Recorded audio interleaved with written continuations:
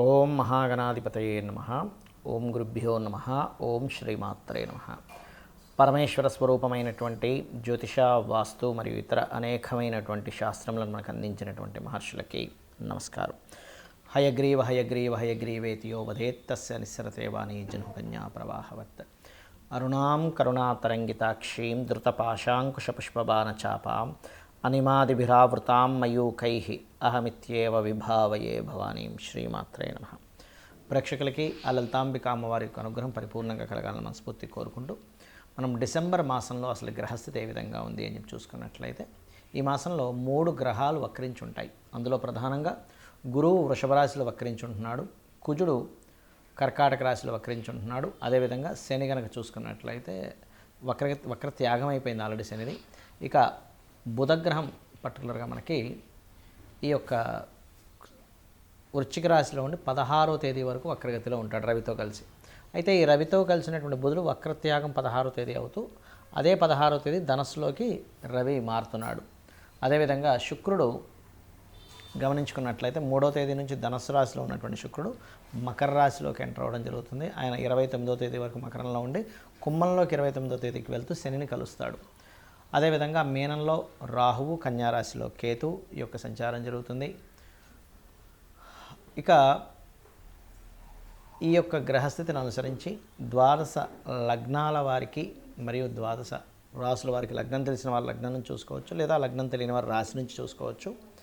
ఎటువంటి ఫలితాలు జరగనున్నాయి, ఏ విషయాల పట్ల మీరు జాగ్రత్తగా ఉండాలి అనేటువంటి విషయాలు చెప్తుంది. నేనైనప్పటికీ కూడా చెప్పిస్తుంది సాక్షాత్ లలిత అమ్మవారిగా భావిస్తూ ఒక్కొక్క లగ్నము, రాశి గురించి తెలుసుకుందాం. కర్కాటక లగ్నము, కర్కాటక రాశి. కర్కాటకం వారికి కనుక చూసుకున్నట్లయితే ప్రధానంగా మీకు ఈ యొక్క నెలలో 16వ తేదీ నుంచి మీ యొక్క ధనాధిపతి అయినటువంటి రవి ధనుస్సు రాశిలోకి వెళ్తున్నాడు. దీనివల్ల మీరు ప్రయత్నం చేసేటువంటి లోన్స్ కోసం చేసే ప్రయత్నం ఫలిస్తుంది. అదేవిధంగా గవర్నమెంట్ జాబ్స్ కోసం చేసే ప్రయత్నాలు కూడా 6వ స్థానంలో రవి అనేటువంటిది ఇస్తుంది. అయితే మీ యొక్క లగ్నాధిపతి మీకు 7, 8 తేదీలు అష్టమంలో సంచరిస్తున్నాడు కాబట్టి జల ప్రదేశాలకు వెళ్ళినప్పుడు కాస్త జాగ్రత్తగా ఉండండి.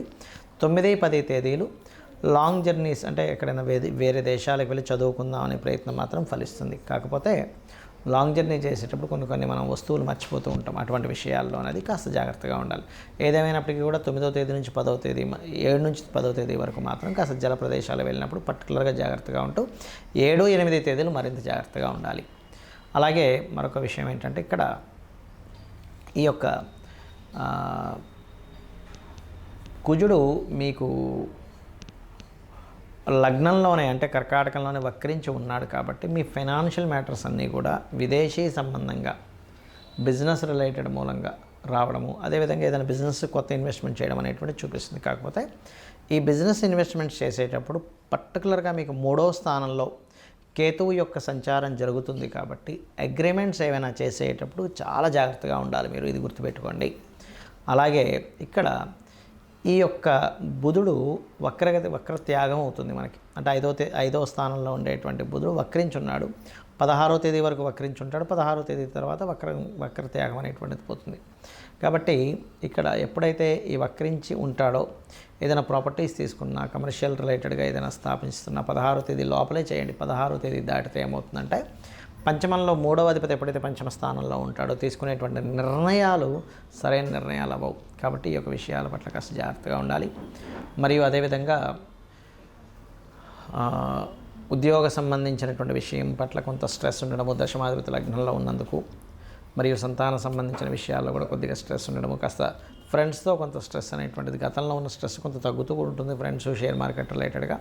అయితే మీరు మాత్రం ఈ స్ట్రెస్ నుంచి బయటపడాలి అంటే మాత్రం మీకు దగ్గరలో దుర్గా ఆలయాలున్న, సుబ్రహ్మణ్యేశ్వర స్వామి యొక్క ఆలయాలు ఉన్నట్లయితే రెగ్యులర్గా వెళ్తూ ఉండండి.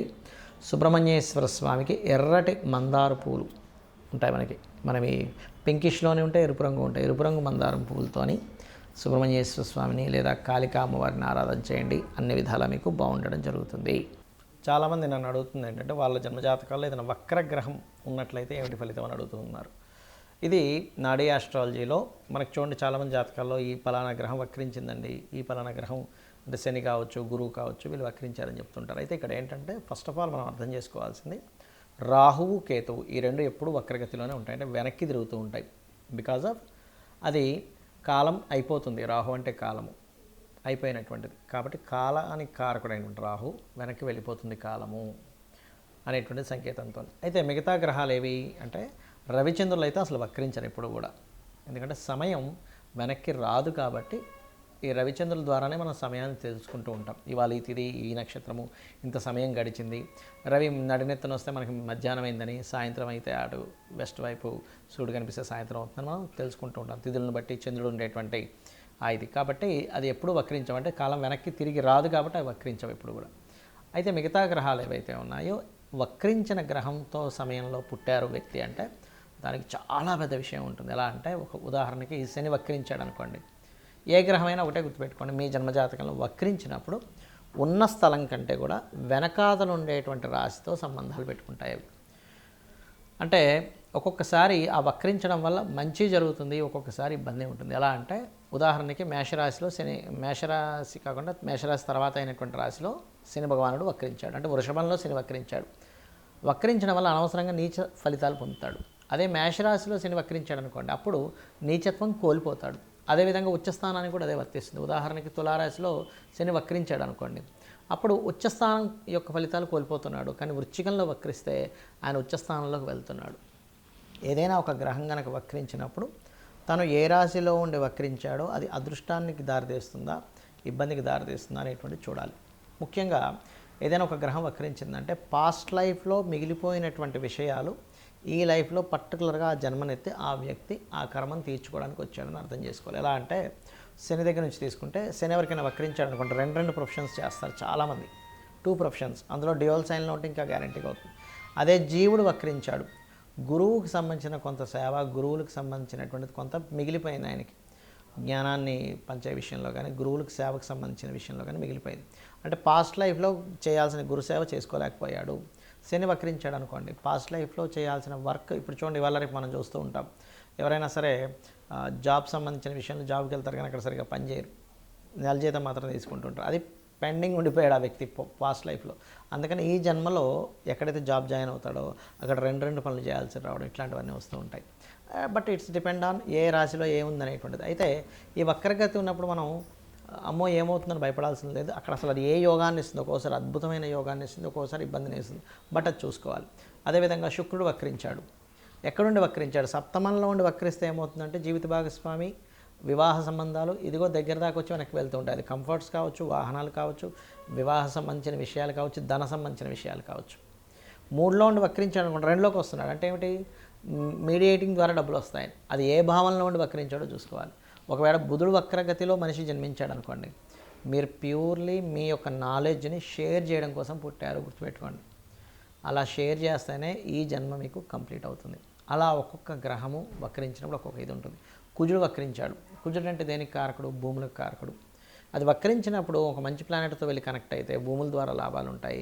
వక్రించినప్పుడు ఆ 159 యాక్సెస్లో ఇంకొక పాపగ్రహంతో కనెక్ట్ అయితే రావాల్సిన భూమి కాస్త పోయి ఇబ్బంది పడతాడని అర్థం.